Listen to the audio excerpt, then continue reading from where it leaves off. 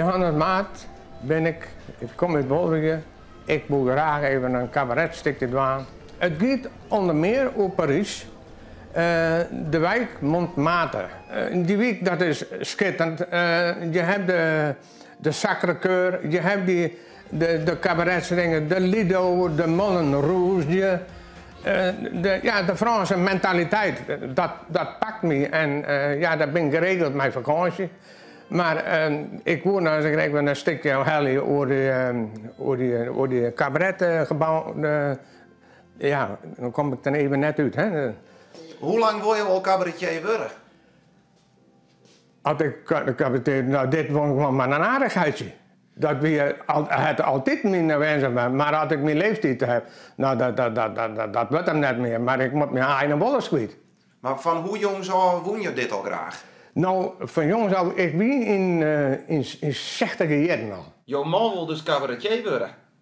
Ja, dat heb ik begrepen, ja. Maar dat zit een beetje in hem. Dus hij vond het altijd al mooi om iets naar voren te brengen. Ik zei, ja, maar wil je dat dan wel doen? Ik zei, lukt het jou wel? Nou ja, ik dacht het van wel, zegt hij. Dus dan laat ik hem vrij. Ik denk, nou, probeer het dan maar. Dat is gewoon te krijgen de Lido, hoe moet ik het zeggen? Daar kom ik net even precies uit. Een gebouw, wat cabaret, Theater? Een theater, eigenlijk een theater. De jongens, dat heeft een soort magisch gevoel. Je kan daar oren zitten.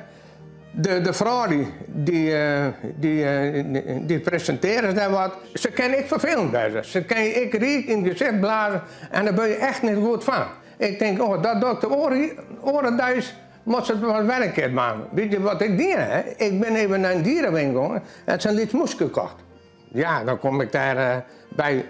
Ik denk, en dan ging ze vlak voor je zitten en dan blaas dat zijn gezicht. Maar dan pak ik dat moesje, ja, dat druk ik hun in een kwaliteit. Maar toen wist ze net hoe ze springen moet. Het was een kangoeroe, die sprong de stap tussen die stoom terug. De champagne die vol wordt groen en alles, nou, ze had wat afraast. Hoe denk je dat de meesten thuis jouw voorstelling vinden? Geen idee van. Ja, hij heeft het nu net gedaan. Het valt me nou niks af wat hij naar voren gebracht heeft. Het is ook de eerste keer, hè. Dus dat is dan wel een beetje, ja. Dus, ja. Maar wat hoop je, joh? Dat een theater jou haast opbelt? Nee. Maar wat ik hoop je, dan dat spel is beschouwen, dat ze ja, wij kennen je wat mee. Wij willen wat nader contact met Johannes Maat opnemen. Dat hij wat meer heeft of nog iets wat ons, want het interesseert ons. Want ik ga nog wat rijden holen.